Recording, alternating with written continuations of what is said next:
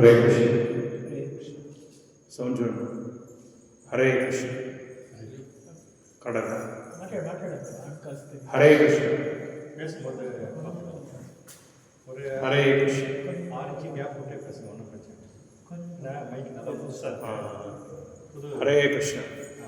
हरे कृष्ण हरे कृष्ण நம்மக்கிட்ட வந்து கொஞ்சம் ஸ்பீட் வாய்ஸ் ரொம்ப ஸ்பீடாக ஈக்கோ இல்லை உங்கள் வாய்ஸ் கொஞ்சம் ஸ்பீடு. இன்னைக்கு ரொம்ப விசேஷமான நாள். ஆச்சாரிய ஸ்ரீல பக்தி சித்தாந்த சரஸ்வதி கோஸ்வாமி அவரை தோன்ற நாள்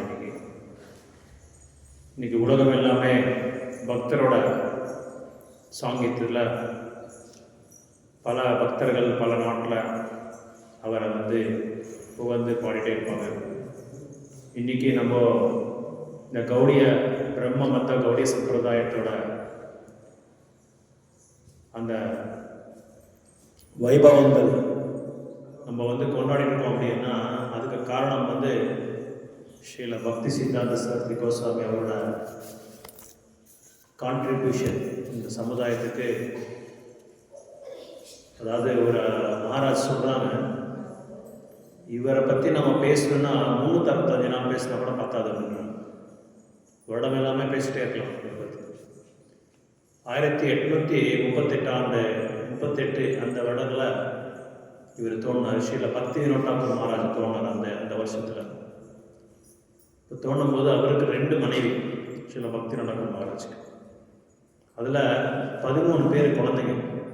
ஸ்ரீல பக்தி வினோட்டாக்கர் மகாராஜுக்கு 13 பேர் குழந்தைங்க. ஜட்ஜி. அவரோட 2வது மனைவி பாரு பகவதி தேவி அப்படின்னு சொல்லி பேர். பகவதி தேவி. அந்த பகவதி தேவிக்கு 3வது பையன்தான் ஸ்ரீல பக்தி சித்தாந்த சரஸ்வதி கோஸ்வாமி அவர்கள். இவர் தான் தோணும் போதே அம்பிக்கல் காடு அப்படின்னு சொல்லுவோம் இங்கிலீஷில். அதாவது அம்பிக்கல் காடு என்ன பிரபது? தொப்புள் குடி. அம்மாவுக்கும் குழந்தைக்கும் இருக்கிற அந்த பைப் மாதிரி, அதான் சப்ளை எல்லாமே ஃபுட் எல்லாமே போகுது குழந்தைக்கு. அந்த தொப்புள் குடி வந்து எப்படி இருந்ததுன்னா இவருக்கு அப்படி சுற்றி அப்படி இருந்தது, யக்ன பவித்திரம் மாதிரி பக்தி சித்தாந்த கோஸ்வாமிக்கு. பக்தி வினோட்டாக்கர் மகாராஜ் ஒரு நாள் வந்து படுத்துட்டு இருக்கும்போது, இவர் ஆக்சுவலாக வந்து நவதீப் அந்த இடத்துல இருந்தார். அதுக்கப்புறம் இவர் மேஜிஸ்ட்ரேட்டாக இருந்ததுனால இவர் என்ன செஞ்சாங்க, புரி அந்த க்ஷேத்திரத்தில் இவங்களை வந்து மேஜிஸ்ட்ரேட்டாக போட்டாங்க. அது மட்டும் இல்லாமல் அந்த ஹைகோர்ட்டு புரி ஹைகோர்ட்டில் வந்து இவரோட தலைமையில் தான் ஜெகநாத்புரி கோயில் கூட நடந்துட்டு இருந்தது. இவரோட நிர்வாகம் தான், இவரோட மேனேஜ்மெண்ட் தான். அப்போது ஒரு நாள் அவர் புரி ஜெகநாத்துக்கு டிரான்ஸ்ஃபர் ஆன அடுத்த நாளே நைட்டில் வந்து ரெஸ்ட் எடுக்கிறாங்க பக்தி வினோட்டாக்கர் மகாராஜ். அப்போ எடுக்கும்போது ஜெகநாதர் கனவுல வராரு. இவருக்கு கனவுல வந்து சொல்கிறாங்க, பக்தி வினோதா, நான் உன்னை இங்கே அனுப்பிச்சிருக்கிறது வந்து கோர்ட்டில் வேலை செய்யறதுக்காக இல்லை. எதுக்காக நான் உன்னை அனுப்பிச்சிருக்கேன்னா, இங்கே வந்து நீ என்ன பண்ணணும், வைஷ்ணவிசத்தை வந்து நீங்கள் பரப்பணும். சைத்தன்ய மகாபிரபுவோட பல லீலைகளை பற்றி எல்லாருக்குமே நீ எடுத்து சொல்லணும். அப்புறம் வந்து கிருஷ்ண பக்தியும் ஹரிநாமத்தை வந்து நீ வந்து பரப்பணும். அதுக்காக தான் நான் உன்னை இங்கே அனுப்பிச்சிருக்கேன். அதான் உன்னோட முக்கியமான நோக்கம் உத்தேசம் அப்படின்னு சொல்லி சொல்கிறாங்க. அப்போ பக்தி வினோட்டாக்கர் மகாராஜுக்கு ரொம்ப நேரம் பேசியிருக்காங்க ஜெகநாதர் இவருக்கு, நீ உடனே இந்த கைங்கரியத்தை வந்து நீங்கள் கையெடுத்துக்கணும். வேறு எந்த விதமான வேலையும் உனக்கு வந்து இங்கே. அதனால தான் நான் வந்து அங்கேருந்து அவர் என்ன நினச்சிருக்காருன்னா, இப்போ பிரிட்டிஷ் பீரியட், அப்போ ஈஸ்ட் இந்தியா கம்பெனி அப்போ வாழ்ந்துட்டு இருந்தாங்க அந்த டைமில் பிரிட்டிஷ்காரங்க. ஈஸ்ட் இந்தியா கம்பெனியில் அந்த டைமில் அந்த காலகட்டத்தில் எந்த ஒரு பிரச்சனை வந்தாலும் ஸ்ரீல பக்தி வினோட்டாக்கர் மகாராஜா வந்து முதல்ல கூப்பிட்டு அவங்க தான் சால்வ் பண்ண சொல்லுவாங்க. அந்த அளவுக்கு அவருக்கு டேலண்ட்டு, அந்த அளவுக்கு பயங்கரமான நிபுணர், சமத்காரம். அதே குணம், அதே குணாதிசயங்கள், அதே நேச்சர், அதே சுபாவம் ஸ்ரீல பக்தி சித்தாந்த சரஸ்வதி கோஸ்வாமிக்கு.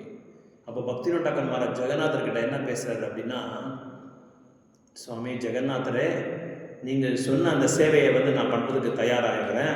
ஆனால் ஏன் ஒருத்தர்னால அதை பண்ண முடியாது. எனக்கு விஷ்ணுவோட ரே, விஷ்ணு ரே அப்படின்னா ஒளிவு, இந்த விஷ்ணுவோட ஒளிக்கு உங்களோட ஒளியை சார்ந்த மாதிரி ஒரு எனக்கு குழந்தை வேணும்.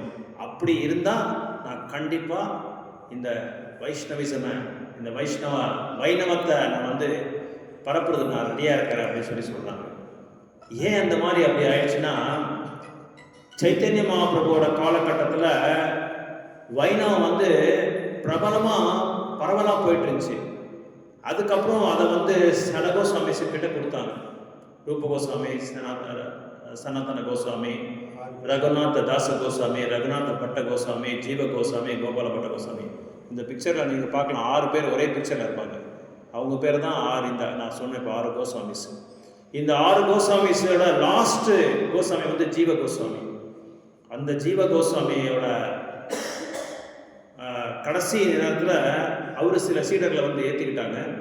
அந்த சீடர்களுக்கு வந்து இந்த பொறுப்பு கொடுத்துட்டாங்க. வைணவத்தையும் வைணவத்தோட வைஷ்ணவ நூல்களையும் வந்து எழுதி நீங்கள் பரப்புங்க அப்படின்னு சொல்லி. அப்போ தான் 3 பெரிய ஆச்சாரியாஸ் வந்து ஆவிர்வாவமானாங்க.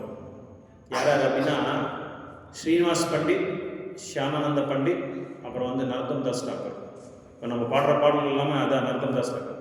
ஆக்சுவலாக இன்றைக்கி ஓ வைஷ்ணவா டாக்கூரா அந்த பாடணும் வைஷ்ணவருக்காக. அந்த ரொம்ப அருமையான பாடல். அப்போது பாடும்போது இப்படி இவங்க 3 பேருக்கு இந்த லெஃப்ட் திஸ் பிளானட், இந்த உலகத்தை விட்டு போன பிறகு அதுக்கப்புறம் விஸ்வநாத் சக்கரவர்த்தி டாக்கூர் இவங்களாம் வந்தாங்க. அதுக்கப்புறம் கிருஷ்ணதாஸ் கவிராஜ் கோஸ்வாமி இவங்களாம் வந்து போன பிறகு பல வருடங்கள் வந்து வைணவத்தை வந்து கடைப்பிடிக்காமையே பயங்கரமான ஸ்பெகுலேஷன் பண்ண ஆரம்பிச்சிட்டாங்க. சைத்தன்ய மகாபிரபு சொன்னது இப்படி அப்படின்னு சொல்லி 4 நியமங்களை வந்து பிரேக் பண்ணிட்டாங்க. 4 நியமங்களை வந்து யாருமே கடைப்பிடிக்காம எங்கே பார்த்தாலும்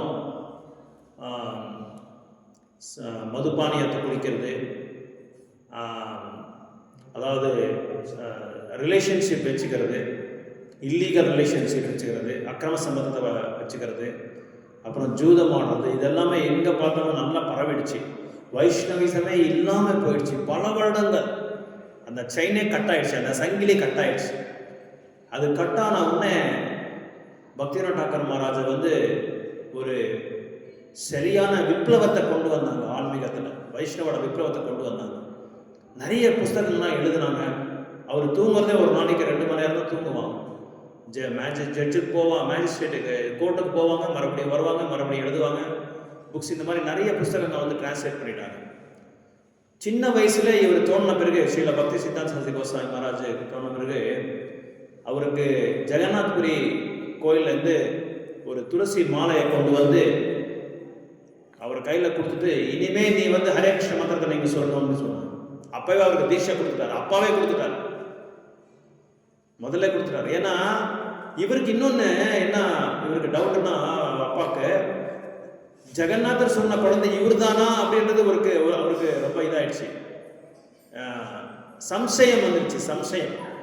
அந்த சம்சயம் வந்த பிறகு எப்படா இதை வந்து யார்கிட்ட தீர்க்க வைக்கிறது அப்படின்னு சொல்லி யோசனை பண்ணிட்டு இருக்கும்போது, இவர் ஜட்ஜ் ஆனதுனால, மேஜிஸ்ட்ரேட் கோர்ட்ல ஜட்ஜ் ஆனதுனால, இவங்க கிராண்ட் ட்ரங்க் ரோடு, நீங்க புரியல பார்க்கலாம், கிராண்ட் ட்ரங்க் ரோடு அந்த இடத்துல தான் இந்த ஜெகநாதர் வந்து ரதத்தில் வருவார்.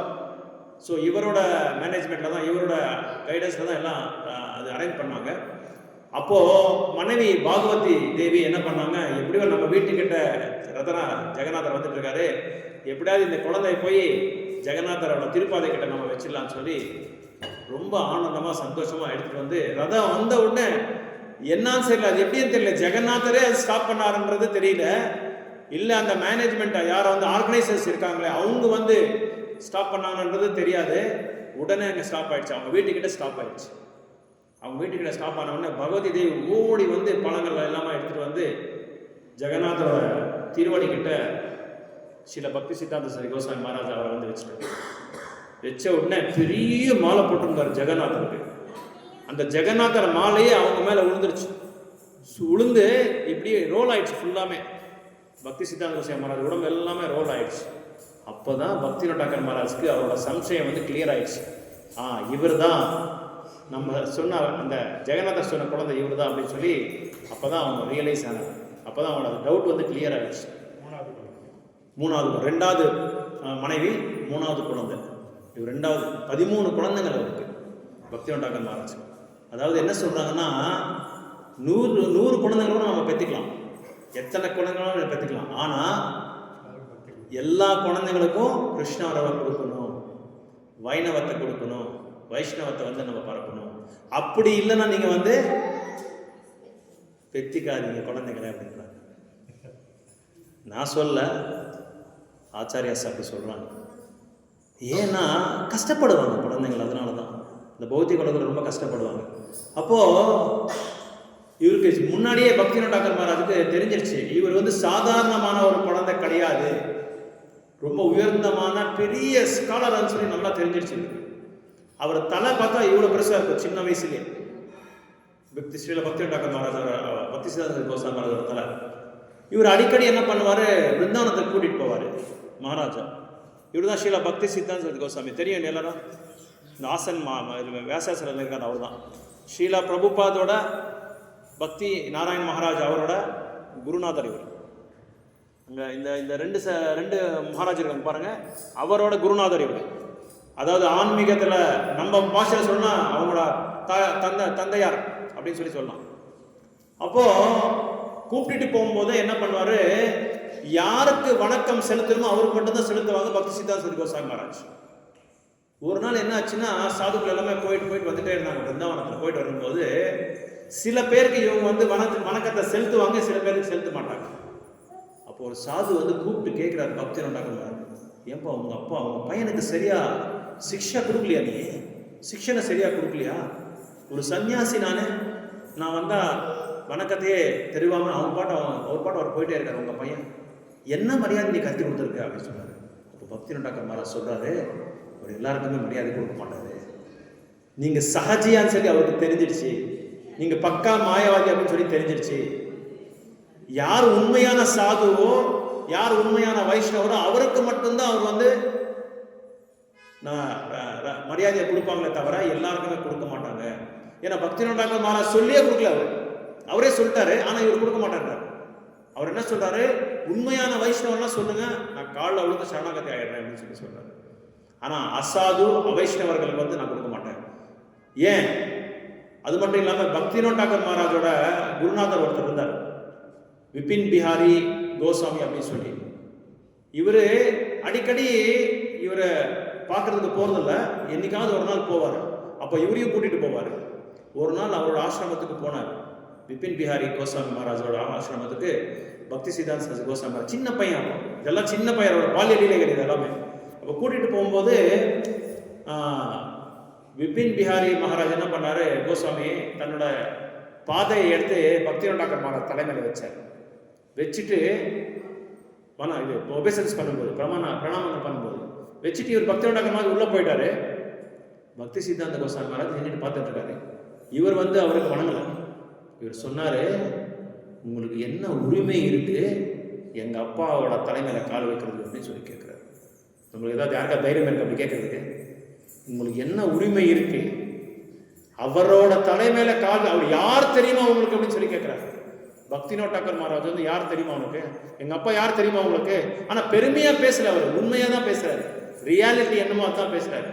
பக்திவினோத் டாக்கர் மகாராஜ் வந்து உயர்ந்தமான வைஷ்ணவர், மகாபாகவதர், அவர் அத்தனை நூல்கள் எழுதியிருக்காங்க அவர்.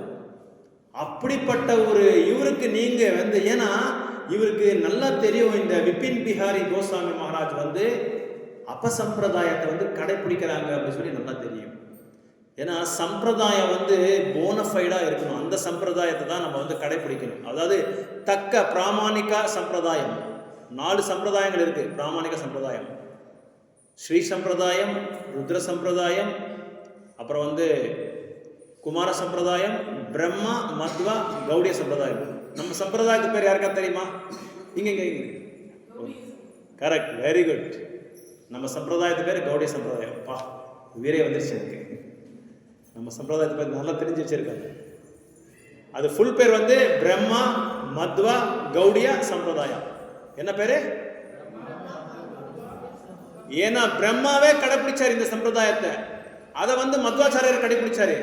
மத்வாச்சாரியனால நம்மளுக்கு வந்து அந்த கௌடிய சம்பிரதாயம் நம்ம கடைபிடிச்சோம். அதனால பிரம்மா மத்வா கௌடிய சம்பிரதாயம் நம்ம சம்பிரதாயத்து பேர். அப்போ இவர் சொல்றாரு,